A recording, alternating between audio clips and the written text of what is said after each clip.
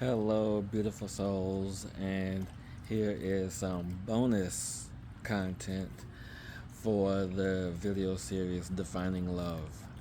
And, as I do these, I know there's an infinite ways I can talk about one subject, especially when I am connected to the energy, the streams, the consciousness, the space that I'm in. And yesterday I was reviewing the content that was given to me to be expressed to you. A few things came up. One thing I didn't mention in the series, and another thing that was very interesting, and the other thing I would do in another video. But I want to focus on the first subject that was missed, and that was the understanding of love, the liberation of vibrational energy. And the thing that I didn't talk about, and I probably mentioned it very briefly, is that, we understand love, from the video series, that love is consciousness, that love is the highest vibrational energy. But what I didn't mention is that love is an element. And we have air, fire, earth, water, all the elements. But what really defines an element? What makes an element an element? Oh, geez, and I should have wrote this down last night at 12 o'clock while I was in the bed, and I had the epiphany and I didn't write it down. But what makes an element an element? It is the level of consciousness to create, and the consciousness to create creates an element, creates the need, creates the desire for it. And by that definition alone, we can, come up with all numerous, infinite elements. But the consciousness to create is an element, and love, along with fear, false evidence appearing real. Fear too is also an element, but I want to talk about the fear first, because the fear creates separation. It creates these pockets and spaces that seed insecurity, that seed doubt, that seed confusion. And one of the analogies that came to me in my sleep was that part of the space of being overwhelmed with such great energy is that when we are still new and arriving to this space, we get excited and we want to see the whole picture, the great picture.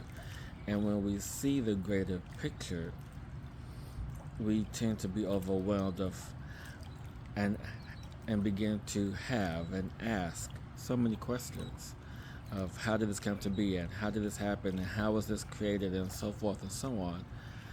And the fear, the lack of knowledge, creates a space of separation. But then we get to ask the more profound questions. And we begin to see the smaller steps and putting the pieces of the puzzle together, if you will, which then equate to the larger picture that we see before us, which is the love. And to really understand how love creates is that we have to understand the spirit, because love is consciousness, love is spirit, love is this entity, this being that has no physicalness, if that's a word. We embody the energy of love, we embody the energy of spirit, and in the embodiment of that, we are creators. But how do we really choose and know what to create? And it is through our thought consciousness. It is connecting to the collective. It is connecting to the ethos. It is connecting to your soul. And this is how love or spirit or consciousness becomes an element, because of its desire to create. It's creating things with love, to experience itself with itself in the consciousness of having the knowledge, the wisdom to just have more, to be in this pure expression in a multitude of ways. And that's one of the pieces that I did mention in the previous series, well, the previous sections of the series. So know that spirit slash love, or however you wish to phrase it, is an element. Just like the other elements. This is why, in movies or in books or any other form of media, you always see spirit uh, transcribed as an element, because it is the power to create that that creates this level of consciousness to create. So there you have it. So I hope you enjoyed this first bonus of this series. And in the next series, or the next bonus, we're going to talk about why does the separation hurt? Why does love hurt? So that's going to be a very profound one as well. So stay tuned, stay connected, and enjoy.